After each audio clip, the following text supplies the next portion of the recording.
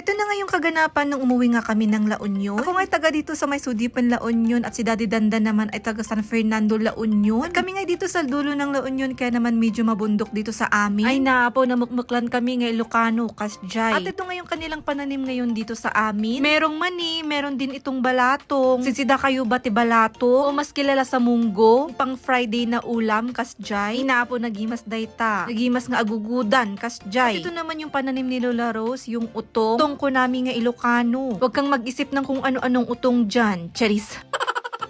Sitaw naman in Tagalog, Kasjay. Kaya naman itong at nakikuha na nga rin ako para nga may maiuwi kami dito sa Baguio. Ah, diba? Fresh na fresh from the farm. Charis. Careful, Daddy. Careful, Daddy.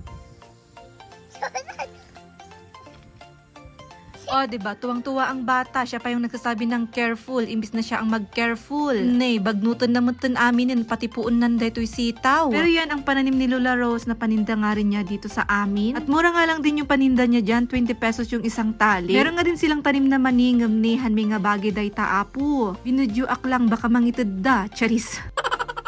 At tignan nyo naman itong milyones nilang pananim na malunggay ay naapo na gado. Ito yung tinatawag nilang miracle na gulay dahil nga pampahaba nga ito ng buhay. Meron din namang pananim si Lola Rose dito sa may bahay na ampalaya. At syempre, meron din silang pananim na talong. Ay naapo dan tuman samputaken nga alaon no agawi da. Hindi rin mawawala ang sili. Dahil sili is life din sa mga taong to. Meron din silang pananim na pechay. At syempre, andito din si Madam Hira na nagaantay. Pero hindi niya kami medyo napansin dyan dahil natusok na pala yung kanyang mata. Punta naman kami dito sa bandang daya na kanilang kabukiran at ito nga yung kanilang pananim. Puro kalabasa. Kalabasa na medyo high-end, Kasjay. Ito yung kanilang pinag-aasawa, kanu, Kasjay. Hindi ko din kasi alam eh. Yung tipong yung buto lang ba yung kinukuha, ganun. Dito nga sa amin ay nandito nga sa may gilid ng ilog yung kanilang mga alaga. Mga alagang manok, mga alagang baboy, mga alagang baka, kambing. Sarap lang sa mata kasi ito yung pinaka-farm nila, ganun. Talagang mafe-feel mo yung provincia feels ba dahil ang daming mga hayop.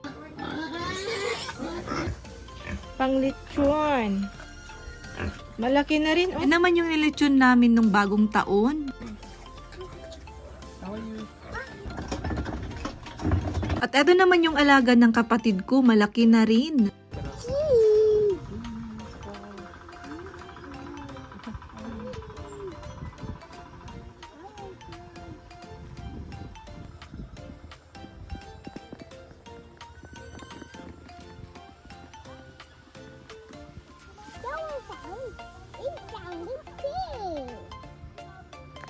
Sounds so cute. At kunyari nga nagtatanong nga ako kung anong ginagawa nila, yun pala nga hihingi na nga ako ng pang-ulam namin. Kaya ayan, nakahingi ako. O, diba? Madiskarte. Go. So yummy. There you go. So fresh. Wow, nice. Diba? O, diba? Kasjay lang para meron kang pang-ulam. Pagkatapos naman naming humingi ng ulam, etong at umakyat din kami dito sa kanilang may dikir. Inaapo, tignan nyo naman ang view. Napakaganda.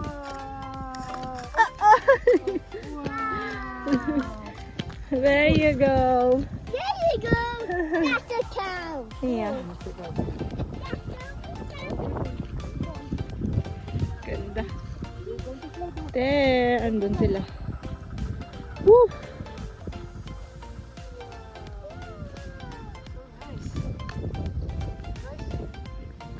This is the Carayan Amburayan.